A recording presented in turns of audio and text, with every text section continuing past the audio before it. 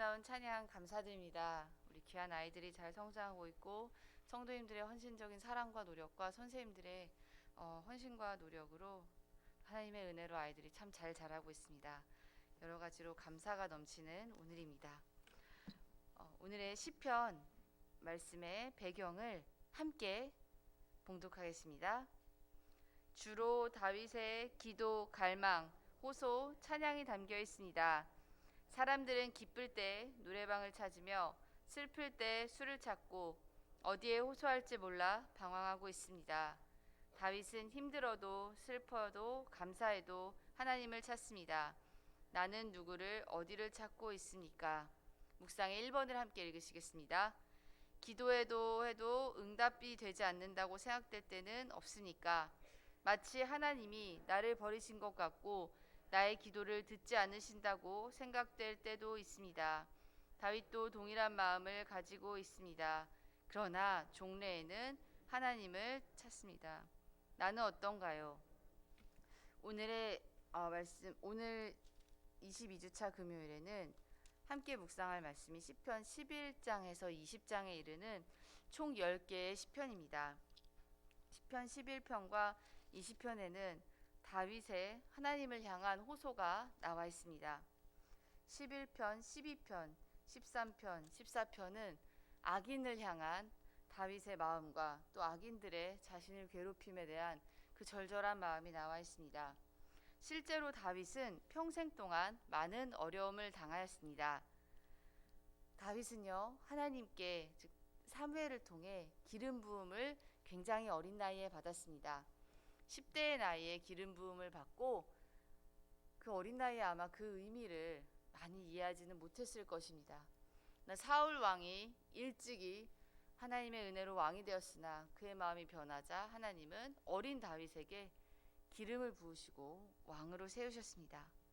다윗은 이후 기름 부음 받은 다음에 사무엘상 17장에서 골리앗을 이기는 그 사건과 기적의 은혜를 하나님께서 경험하게 하십니다. 칼과 창을 의지하지 않고 만군의 여호와의 이름을 의지하였던 다윗은 골리앗을 이겼고 이후 정말 사람들에게 많은 사랑과 칭찬을 받았으나 그때부터 고난이 시작되었습니다. 다윗은 왕궁에 가기도 했었고 사울의 기분과 마음에 따라 다윗의 삶이 왔다 갔다 하였습니다. 사울이 마음이 좀 풀렸을 때는 다윗을 사위로 삼기도 하고 자신의 앞에서 악기를 연주하기도 하였으나 사울의 마음이 시기와 질투와 그 악으로 가득 찼을 때는 다윗을 죽이려고 했습니다.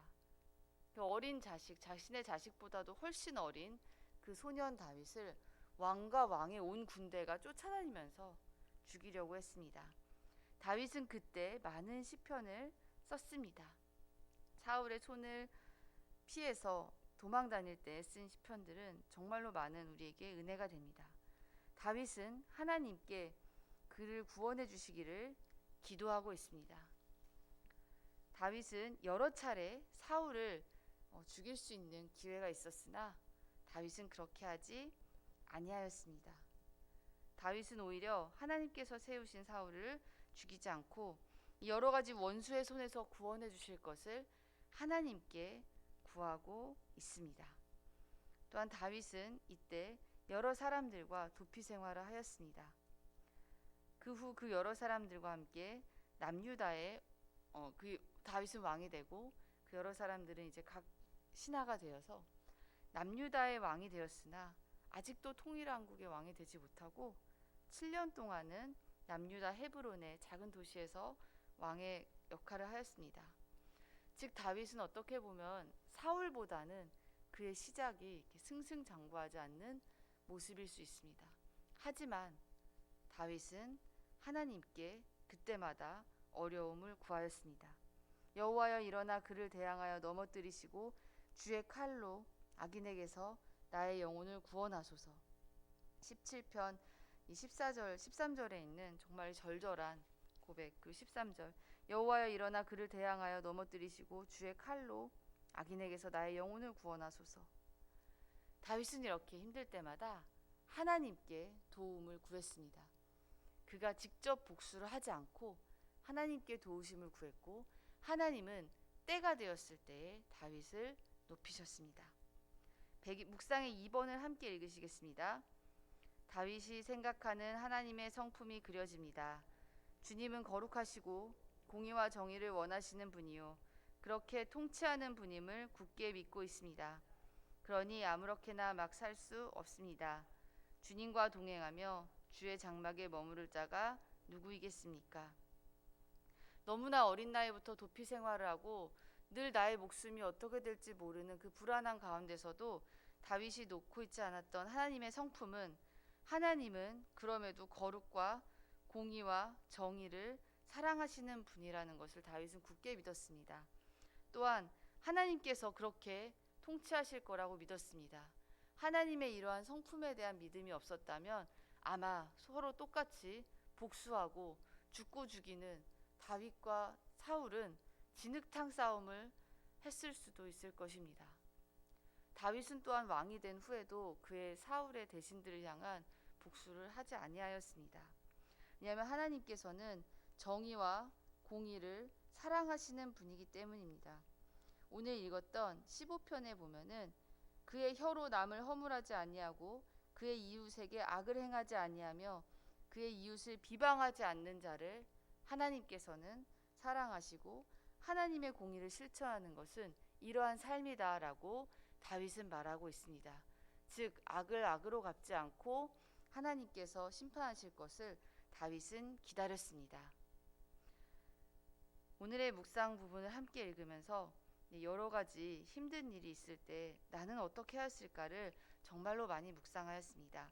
오늘 묵상 포인트에도 보면 우리 삶에 힘듦이 있을 때마다 정말로 나는 주의 도우심을 기다렸을까? 아니면 나는 나의 어떤 생각과 뜻대로 내 손으로 하려고 했을까에 대한 부분을 굉장히 많이 묵상하였습니다. 다윗은 사울을 죽일 기회가 있었음에도 불구하고 하나님께서 세우신 자를 내가 내 손으로 하지 않겠다라는 그 원칙을 끝까지 지켰습니다. 그런데 생각보다 다윗의 도피 기간이 너무 길어졌습니다. 한두 해 하고 끝날 것 같았는데 다윗은 10대 시절에 하나님께 기름 부음을 받았는데 그가 훨씬 이후 아주 오랜 세월이 지난 후에 통일왕국의 왕이 되었습니다. 그 기간 동안 다윗도 이 하나님의 말씀을 어기고 싶은 마음이 정말로 한 번도 안 들었다면 사람이 아닐 것입니다. 그러나 다윗이 끝까지 붙잡았던 하나님의 성품은, 하나님은 공의와 정의를 실천하고 정직한 자를 사랑하신다는 것이었습니다. 오늘 이렇게 정말 아침에 찬양 드리러 온 우리 아동부 학생들이 있습니다. 주일마다 매주마다 항상 함께 나누는 많은 포인트 중에요, 이런 것이 있었습니다. 우리 아이들이 지금 이 어린 나이부터 하나님 앞에서 공의와 정의를 타협하지 않는 것을 훈련한다면 우리 아이들은 그것이 삶의 배게 될 것입니다. 그래서 우리 학생들은 지금부터 정직한 일과 의로운 일에 조금이라도 타협하지 않고 앞으로 계속 신앙생활을 하시기를 부탁드립니다. 14편에는 하나님께서 싫어하시는 악인의 모습이 나와 있습니다. 우리 14편에 제가 읽겠습니다.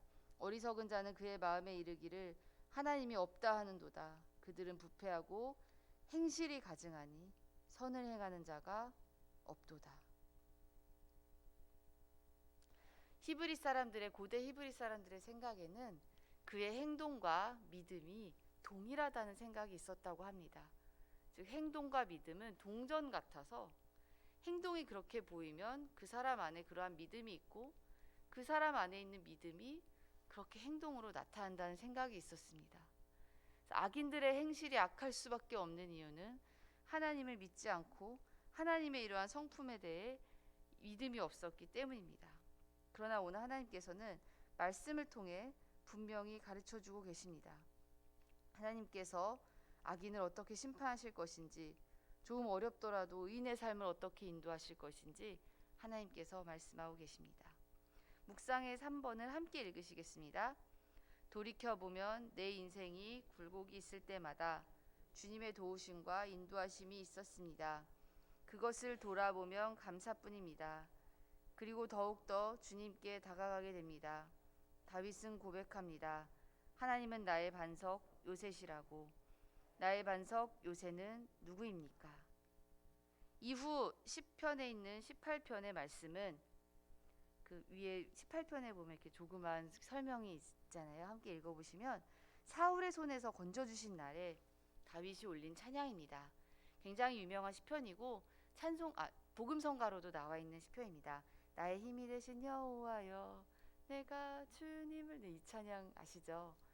바로 이 찬양이 하나님께서 결국 사울의 손에서 다윗을 구원해 주시고 다윗을 높이 세우신 때에 다윗이 드린 고백입니다. 다윗은 자신의 힘으로 원수를 이겼다고 고백하지 않고 있습니다. 여호와가 반석이셨고 요새셨고 나의 피할 바위셨다. 나의 방패셨다라고 다윗은 고백하고 있습니다. 즉 가장 기쁜 날, 이제 더 이상 내가 쫓겨다니지 아니하고 내 생명이 보존된 날 그가 드린 찬송은 와 이제 살았다가 아닌 하나님께서 이것을 나에게 행하셨습니다입니다. 하나님께서 나를 살리셨고 하나님께서 나의 요새셨다라는 고백을 모든 사람들에게 하고 있습니다. 그래서 하나님께서 얼마나 위대한 분이신지 하나님의 여러 가지 성품을 찬양하고 있습니다.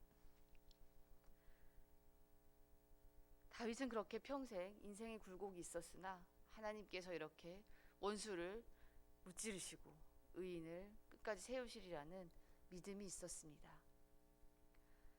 지난 몇 주간 묵상했던 욥기의 말씀과 시편의 말씀을 읽어보면서 아직 제가 그렇게 많이 살진 않았지만 또 우리 학생들도 앞으로 살아갈 날이 더 많겠지만 하나님을 믿는 의인에게도 고난이 정말로 있을 수 있음을 절절하게 보았습니다. 그러나 우리의 믿음은 그러한 현실의 고난에 흔들리지 말아야 할 것은 하나님이 우리의 반석이시고 우리의 요새, 변하지 않는 요새이시기 때문에 하나님께서 잠깐 우리에게 힘듦과 고난을 허락하실 수는 있으나 우리를 그것에 영원히 두지 않으신다는 것입니다. 그러나 그 고난 가운데서도 우리가 너무 고난에 짓눌려서 혹시 악인처럼 똑같이 행동해야 함은 할 것은 우리가 경계해야 할 것입니다. 시편 15편에는 그리하여 하나님의 성막에 주의 장막에 머무를 자는 그러한 고난과 힘든 가운데서도 정직을 행하며 공의를 실천하는 자가, 즉 현실에 휘둘리지 않고 그럼에도 불구하고 말씀대로 살려고 애쓰는 자가 하나님의 장막에 머무를 것이라고 말씀하고 있습니다. 또한 마지막 절에 5절 하반절에 이런 일을 행하는 자는 영원히 흔들리지 아니하리이다. 반석이신 하나님, 요새이신 하나님께 그 믿음의 다리를 두고 있는 사람은 영원히 흔들리지 않고 또한 흔들리지 않는 믿음으로 공의와 정의를 행할 것임을 오늘 말씀은 말하고 있습니다. 그리하여 우리 사랑하는 아동부 친구들과 존경하는 우리 성도님들, 여러 가지 힘든 상황에서도 우리의 믿음이 흔들리지 아니할 것은 하나님께서 우리의 요새이심이기 때문입니다. 또한 그러한 가운데서도 우리가 하나님의 성품을 닮아서 공의와 정의를 행하면서 상황에 흔들리지 않는 정말로 반석 같은 하나님을 본받는, 예수님을 본받는 우리의 삶이 되기를 간절히 소원합니다. 함께 기도하겠습니다. 하나님 감사합니다. 오늘은 다윗의 고백을 통해 우리가 하나님께 드릴 찬양에 대해 묵상하였습니다. 오늘 하루를 살면서도 여러 가지 일들 가운데서도 우리의 마음을 굳게 정하고 공의와 정의를 행할 때 하나님 우리를 지켜 주시옵소서. 감사드리며 예수님의 이름으로 기도합니다. 아멘.